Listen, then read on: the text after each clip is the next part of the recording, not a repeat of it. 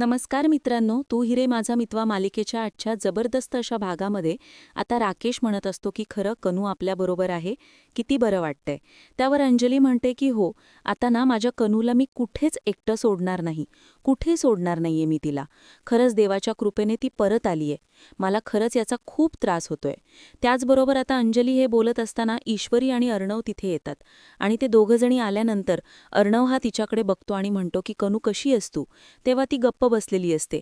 नंतर मग अंजली म्हणते की हो बरी आहे ती, आता ती खेळतीये. त्याचबरोबर इथे आता अर्णव म्हणायला लागतो की डोंट वरी ताई, मी तुला वचन दिलेलं तसं मी पूर्ण केलं आणि बघितलं ना की ते सगळं व्यवस्थित झालंय आणि मी इंदोरनेच हे सगळं घडवून आणलंय. तेव्हा राकेश म्हणतो की हो, हे अगदी बरोबर आहे अर्णव साहेब तुमचं. म्हणजे ईश्वरीजींमुळे जे काही झालं होतं ते आता टळलेलं आहे. म्हणजे त्यांनी स्वतःहून अगदी पुढाकार घेऊन आपल्या बाळाला परत आणलंय. आणि बघितलं ना, 1 कोटी रुपयांचाही विचार केला नाही. पैसे जाऊ दिले पण मुलीला परत आणले. तेव्हा अंजली म्हणते की हो, खरं तर हे सगळं जे काही झालंय ना, ते या ईश्वरीमुळेच झालं होतं. म्हणजे तीच कनूला बाहेर घेऊन गेली होती आणि म्हणून हे सगळं घडलं. म्हणून आता काहीच त्यावर बोलण्याची गरज नाहीये. त्यावर अर्णव म्हणतो की ताई प्लीज असं बोलू नकोस. आणि तुलाही असं वाटत होतं ना की हे सगळं ईश्वरीने घडवून आणलंय, म्हणजे किडनॅपिंग मुद्दाम तिने तुला त्रास देण्यासाठी केलंय, तर हे तुझ्या लक्षात आलंच असेल की हे सगळं ईश्वरीने केलेलं नाहीये आणि किंवा कुठलाही तिचा डाव नव्हता. या उलट तिच्यामुळेच ती आलीये परत आपली कनू. तेव्हा अंजली म्हणते की हे बघा, मला ना आता कोणताही विषय पुन्हा काढायचा नाहीये, कारण की ज्या काही गोष्टी घडल्यात त्या आता पुन्हा पुन्हा मला उघडायच्या नाहीयेत आणि आता कनूच्या बाबतीत मी कोणतीही रिस्क घेणार नाही. आणि ईश्वरीचं म्हणायला गेलंस तर ते माझे गैरसमज लवकर मिटणार नाहीयेत. त्यामुळे तू प्लीज काही बोलायला जाऊ नको. त्यावर आता आता लगेचच राकेशही बोलतो की म्हणजे अंजली मॅडम, मी तुम्हाला एक सांगतो की तुम्हाला जे काय वाटतंय ना ते खरंच खूप चुकीचं आहे. म्हणजे हे सगळी ईश्वरी मॅडमने खरंच नाही केलंय. शिवाय त्यामुळेच आपली कनू परत आली की नाही, आणि म्हणूनच या सगळ्या गोष्टींचा तुम्ही विचार करावा असं मला वाटतं. त्याचबरोबर आता अर्णवही बोलून दाखवतो. म्हणजे कसं असतं ना, एक गोष्ट आहे की ताई, आपण एखाद्या व्यक्तीबद्दल कुठलंही बायस्ड मत करून घेतो ना, तेव्हा त्या व्यक्तीबद्दल कितीही चांगलं वाटलं, म्हणजे ती व्यक्ती आपल्याशी कितीही चांगली वागली, तरीही आपल्याला त्याचा काहीच फरक पडत नाही. कारण की आपल्या मनात त्या व्यक्तीविषयी त्याच भावना असतात. त्यामुळे आपण त्या व्यक्तीबद्दल काहीच विचार करू शकत नाही. त्यानंतर इथे आता अंजलीला असं बोलून तो निघून जातो आणि तो निघून गेल्यानंतर अंजली पण विचार करते, काही झालं तरी आता मी माझ्या मुलीच्या बाबतीत कुठल्याही चुकीचं मत करणार नाही. नंतर राकेश आणि अंजली तिला खेळवत असतात.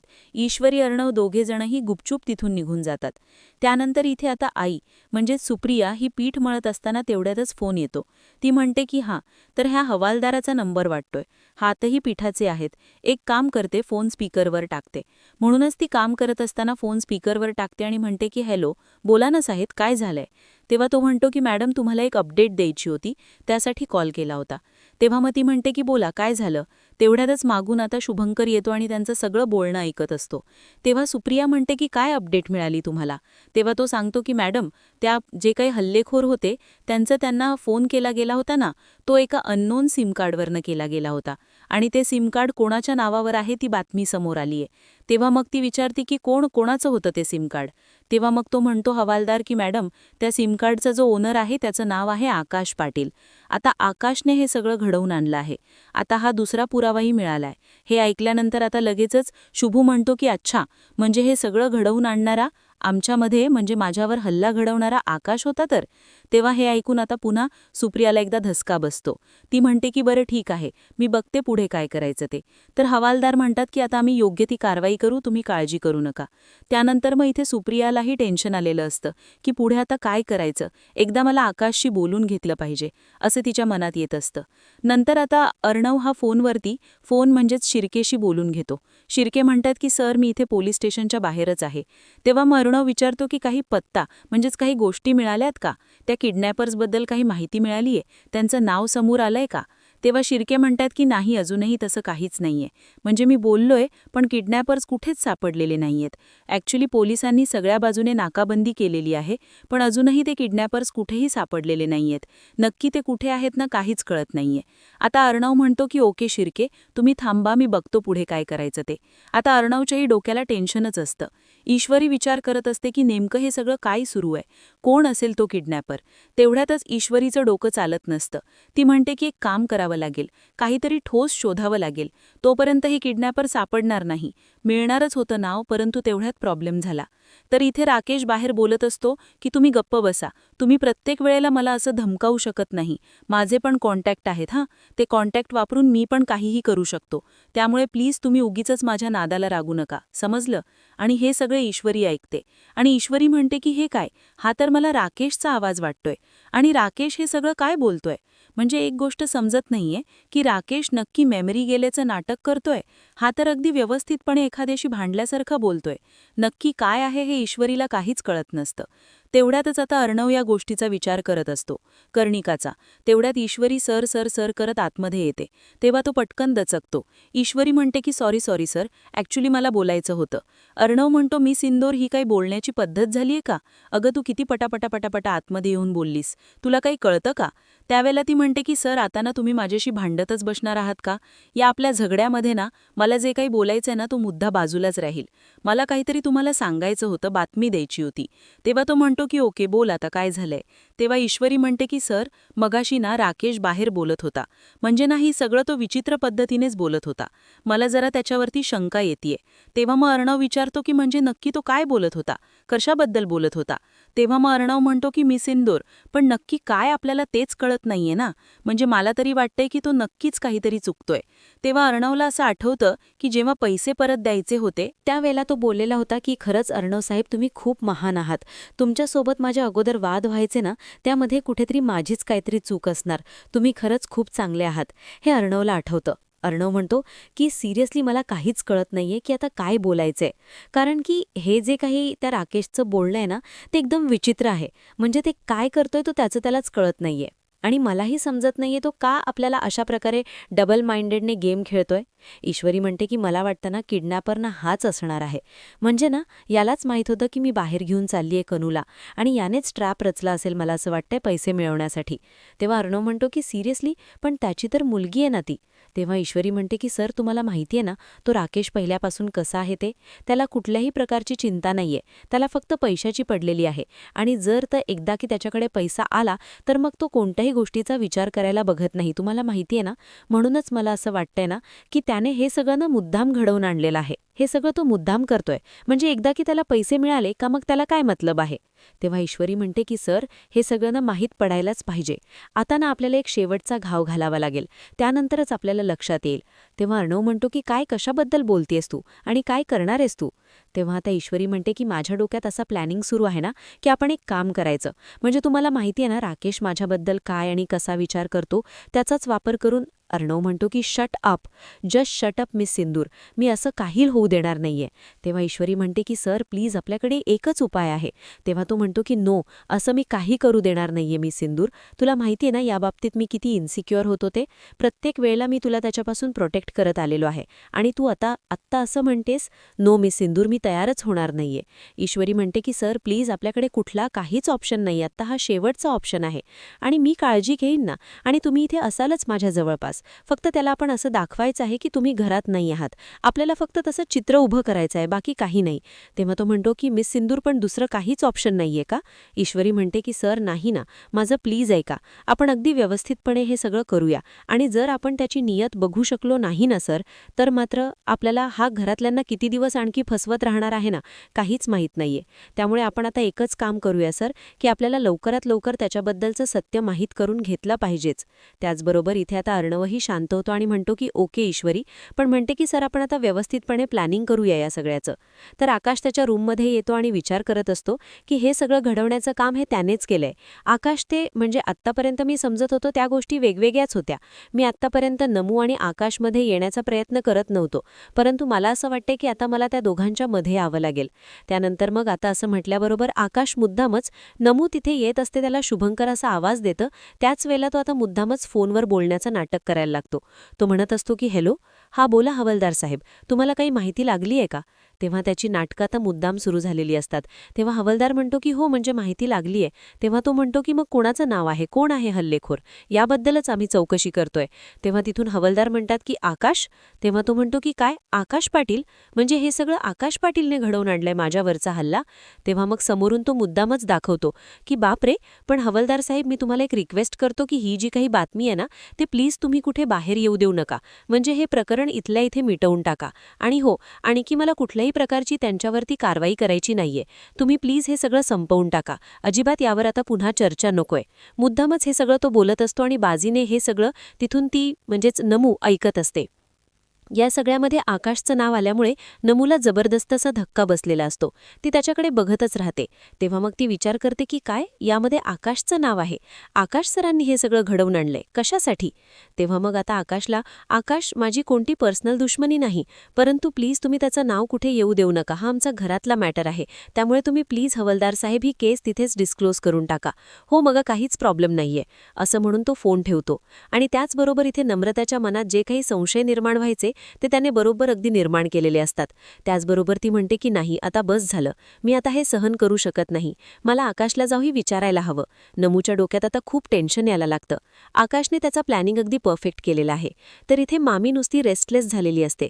तिला ज्या प्रकारे तिची चोर असते ती ढकलते आणि म्हणते की "काही झालं तरीही आता ना मी तुला पैसे देणार नाही, काय करायचं ते कर."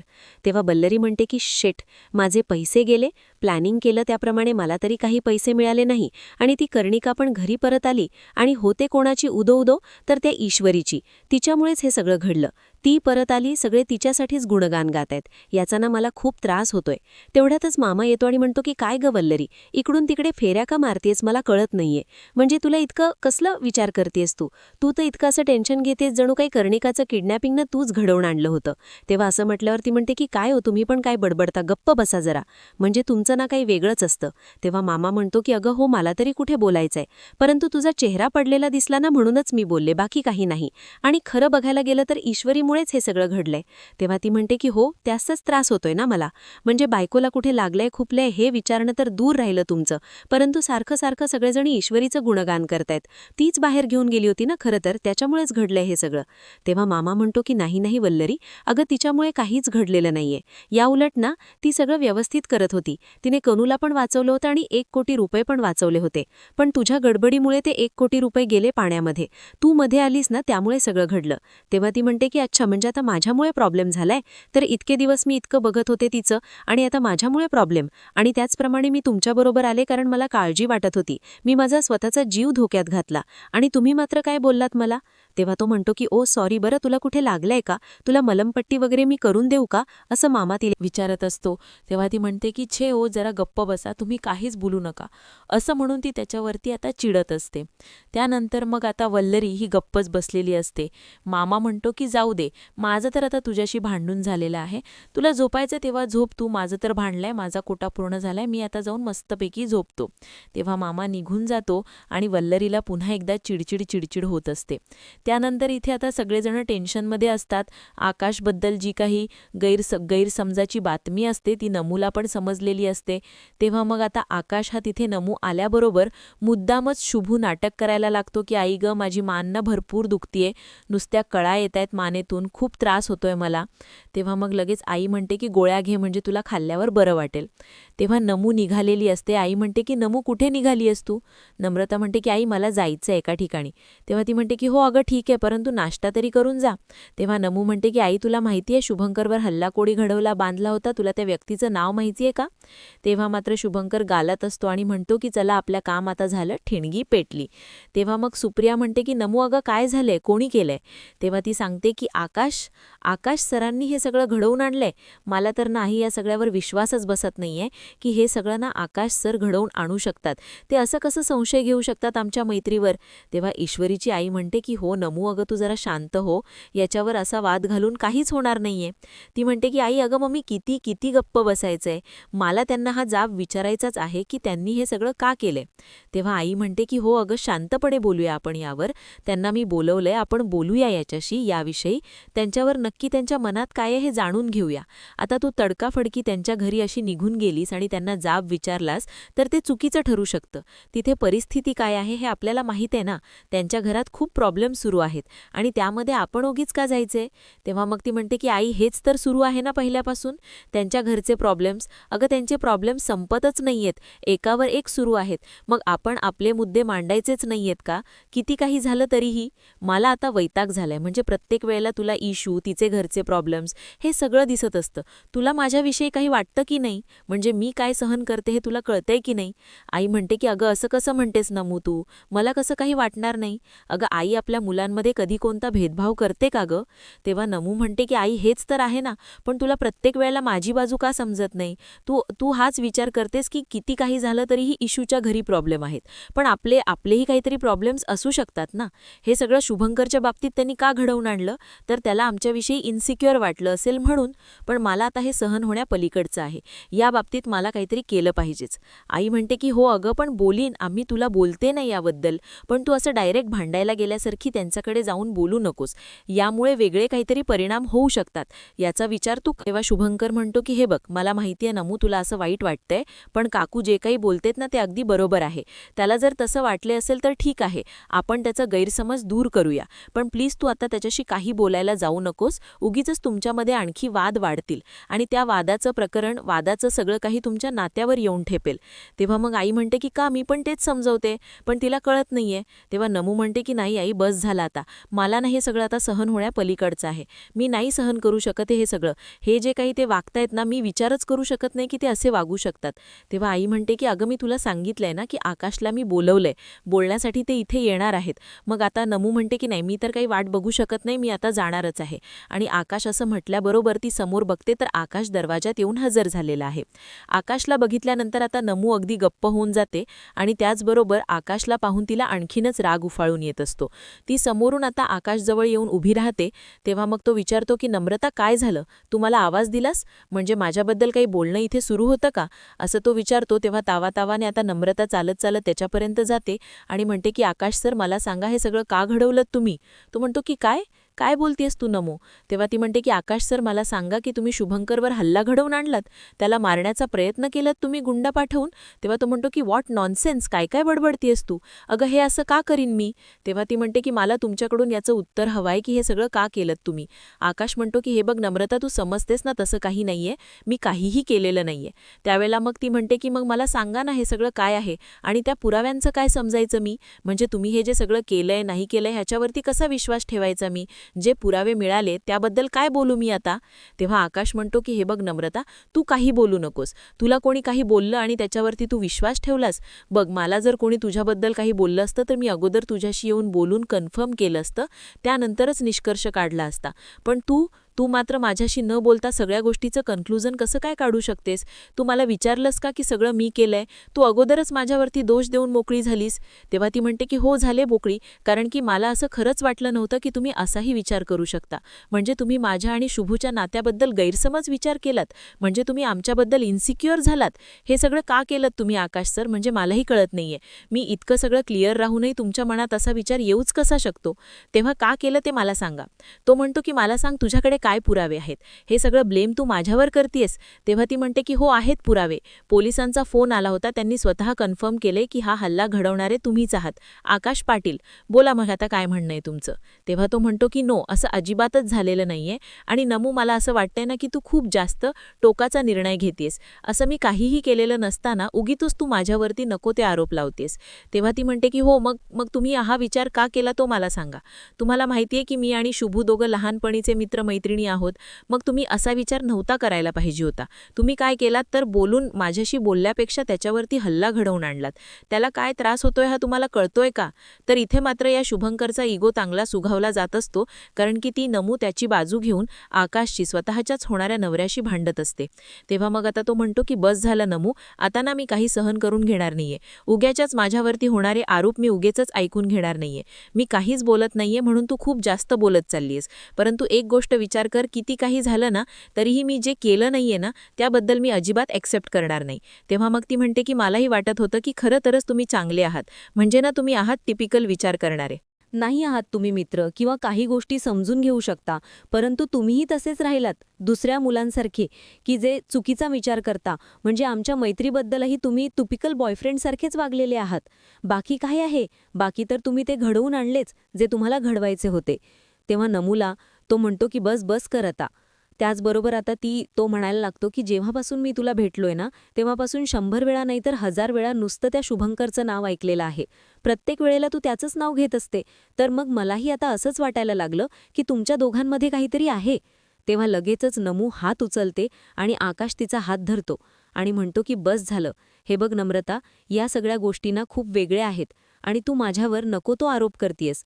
नमू म्हणते की बघितलं, तुम्ही स्वतःच्याच तोंडाने आता कबूल केलंय की तुम्हाला काय वाटतंय ते, आणि दुसऱ्या कुठल्या गोष्टीचा विचार करण्याची काय गरज आहे सांगा मला. तेव्हा हे सगळं बघून शुभंकर म्हणतो की अरे वा, हे तर खूपच मस्त झालं. म्हणजे नमू माझ्यासाठी इतका भांडतीये तिच्या होणाऱ्या नवऱ्याशी. खरंच खूप बरं वाटलं. माझी नमू, असं म्हणून तो खूप खुश होत असतो आणि मनातल्या मनात खुश होत असतो. तेव्हा मग नमू म्हणते की नाही सर, आकाश सर, तुम्ही खूप मोठी चूक करताय. मला असं वाटत होतं की खरंच म्हणजे तुम्ही खूप वेगळे आहात इतरांपेक्षा, परंतु नाही, तुमचंही तेच झालेलं आहे जे मी विचार करते ते. आता मला असं वाटतं की मीच चुकतीये. आणि तुम्ही कुठल्याबद्दल काय बोललात मला सांगा ना. कधी तू माझ्या प्रॉब्लेमचा प्रत्येक वेळेला मी विचार करायचाय? तुमचे प्रॉब्लेम आता लग्नाआधीच माझे होऊन बसलेत का? कशासाठी हे सगळं? इतके प्रॉब्लेम्स मी का फेस करायचेत अगोदरच? आणि का मी समजून घ्यायचं नाहीये? तेव्हा तो म्हणतो की नमू, अगं तुझे माझे प्रॉब्लेम्स हे तुझे नाहीयेत.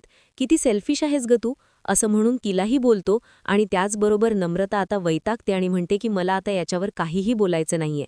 ती रागाने तिथून निघून जाते आणि रडत रडत निघून गेल्यानंतर शुभंकर हा आकाश समोर येतो आणि म्हणतो की सी, माझ्यामुळे तुमच्या दोघांमध्ये वाद झालेले आहेत. I am very very sorry, असं म्हणून आता तो त्याच्यासमोर हात जोडतो. आणि आकाशलाही या सगळ्याचं खूप वाईट वाटलेलं असतं, परंतु विलन शुभंकर आहे हे त्याला माहीतच नसतं. तेव्हा आता सुप्रियाला तो म्हणतो की काकू, लिसन टू मी, हे सगळं जे काही घडलंय ना त्याबद्दल खरंच मला एक्सप्लेन करायचंय ना मुला, तिला का समजून घेता येत नाहीये मला.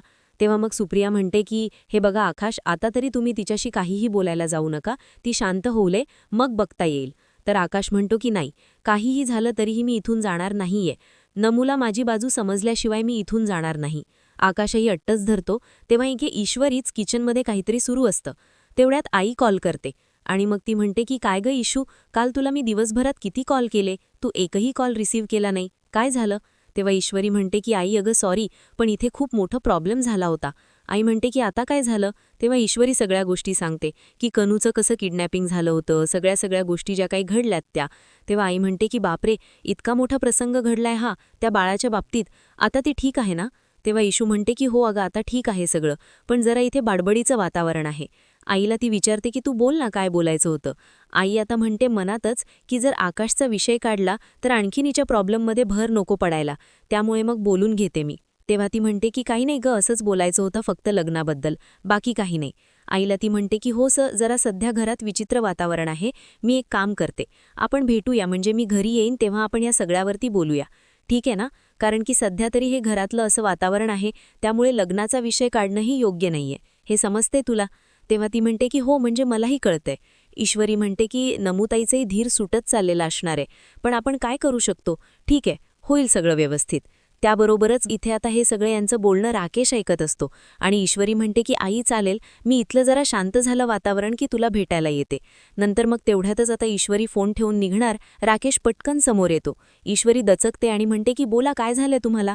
तेव्हा तो म्हणतो सॉरी ईश्वरीजी, म्हणजे काय ना, मी पटकन पुढे आलो त्यामुळे तुम्हाला असं वाटलं असेल, पण ॲक्च्युली काय ना, प्लीज तुम्ही मला जरा चहा द्याल का? म्हणजे तुम्ही फोनवर बोलत होतात म्हणून स्वतःच घ्यायला येत होतो, पण समोरून अचानक आलात तुम्ही, सॉरी. तेव्हा ती म्हणते की हो थांबा मी देते तुम्हाला चहा. त्यावेळेला मग आता तो म्हणतो की त्याचं काय आहे ना, माझ्याकडे खूप वर्कलोड आहे, पण मला अर्णव साहेबांनी सांगितलं की मी घरी बसूनच काम करू शकतो, त्यामुळे जरा रिलीफ आहे, मग तुम्ही मला द्याल का? तेव्हा तोच ती चहा देते आणि म्हणते की आणखी काही हवंय का तुम्हाला? तेव्हा तो म्हणतो की नको थँक्यू आणि तिथून निघून जातो. पुढच्या भागामध्ये ईश्वरीचा आणि अर्णवचा प्लॅन ठरल्याप्रमाणे ईश्वरी दुधाचा ग्लास घेऊन त्याच्याजवळ येते आणि त्याला म्हणते की हे घ्या. तेव्हा तो पटकन तिच्याकडे बघतो आणि दरवाजा उघडतो आणि तो दरवाजा बंद झाल्यामुळे उघडून टाकतो आणि म्हणतो की त्याचं काय ना, म्हणजे कोणताही प्रॉब्लेम नको यायला, कारण तुम्ही आणि मी दोघंजण इथे एकटेच आहोत, उगीचच कोणाच्याही मनात काही गैरसमज निर्माण व्हायला नको, आणि तसंही परस्त्री ही मातेस समान असते, त्यामुळे उगीचच कुठलाही गैरसमज नको, असं आता ईश्वरीला तो बोलून दाखवतो आणि नंतर तिच्याकडून तो ग्लास घेतो. त्याचबरोबर ईश्वरी आता पूर्ण धक्क्यात जाते. ईश्वरी आता अर्णवला येऊन म्हणते की सर आपण चुकत आहोत, खरंच राकेशचं मेमरी लॉस झालाय, तो खरंच खूप चांगला वागतोय. त्यानंतर मग इथे राकेश आता मनातच विचार करतो की वा, मी मात्र माझ्या प्लॅनिंगमध्ये पूर्णपणे यशस्वी झालो, एप्रिल फूल, आणि आता माझ्यामुळे होणार ईश्वरी आणि अर्णवची बत्ती गुल, असं म्हणून तो खूपच जास्त मनामध्ये खुश होत असतो. त्यानंतर पुढे आता काय घडणार आहे, ईश्वरी आणि अर्णव खरंच त्याच्या प्लॅनमध्ये पूर्णपणे फसले जाणार आहेत का, हे पाहणं अगदी रंजकतेचं ठरणार आहे. अशाच अपडेटसाठी चॅनलला नक्की सबस्क्राईब करा. धन्यवाद.